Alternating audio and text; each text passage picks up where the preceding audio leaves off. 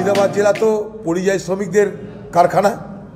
কিছু পান আর না পান মুর্শিদাবাদ জেলায় পরিযায়ী শ্রমিক পাবেন, সে আরব দুনিয়া হোক, সে ভারতবর্ষের যে কোনো রাজ্য হোক, কলকাতা হোক, সব জায়গাতে পরিযায়ী শ্রমিক পাবেন। আর বেশিরভাগ জায়গাতে পরিযায়ী শ্রমিকদের একটা বড় অংশ তারা নির্মাণ কার্যে সামিল হয়। যে কোনো বড় বড় বিল্ডিংয়ের নির্মাণ কার্যে খুঁজে দেখবেন মুর্শিদাবাদ, মালদা আছে। পরিকল্পিতভাবে কলকাতা শহর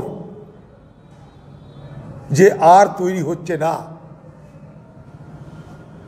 সেখানে যে অসাধু উপায়ে দুর্নীতি করে একদম সরাসরি পয়সা খেয়ে, যাকে বলে পয়সা খেয়ে মানুষের ভবিষ্যৎ দিয়ে ছিনিবিনি খেলছে, এটা আজকে না, দীর্ঘদিনের দাবি আমাদের।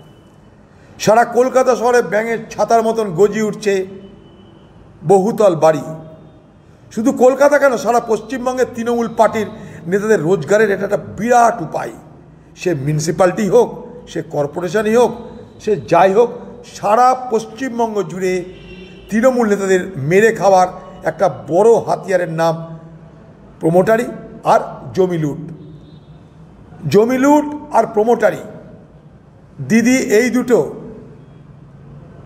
সুযোগ দিয়েছে বাংলার তৃণমূলের নেতাদের মেরে খাওয়ার জন্যে। সবাই যখন মেরে খাচ্ছে, মেয়র সাহেব সে কি বসে থাকবে? সেও বসে থাকবে না। তাই তার পাড়ায় তার নিজের চোখের সামনে আইনকে বৃদ্ধাগুষ্য দেখিয়ে যা খুশি তাই করেছে। 9টা মানুষের মৃত্যু, আরও কত মৃত্যু হবে জানি না, মৃত্যুর মিছিল চলছে।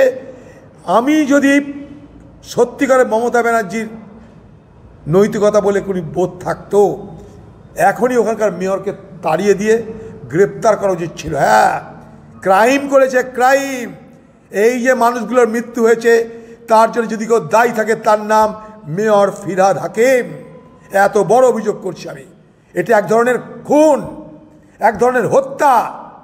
তাদের বিরুদ্ধে কেন ব্যবস্থা নেওয়া হবে না?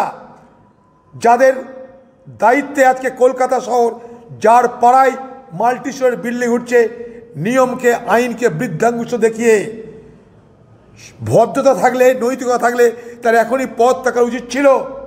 আর বাংলার মুখ্যমন্ত্রী উচিত ছিল ঘাড় ধরে মেয়রের পদ থেকে নামিয়ে গ্রেপ্তার করে জেলে ভরে দেওয়া। এই মৃত্যুর জন্যে, রমজানের মাসে এই মৃত্যুর জন্য দায়ী ফিরহাদ হাকিম।